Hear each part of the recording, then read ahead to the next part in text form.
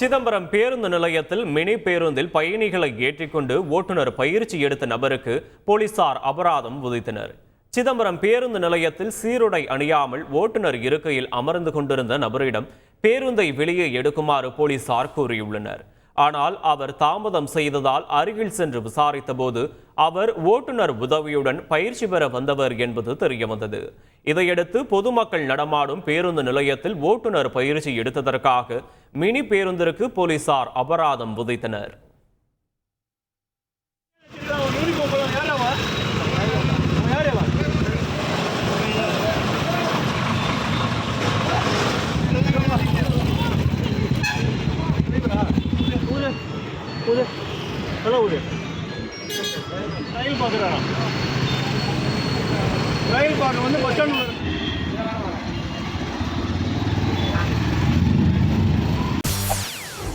செய்திகளை உடனுக்குடன் தெரிந்து கொள்ள உடனே சப்ஸ்கிரைப் பண்ணுங்க.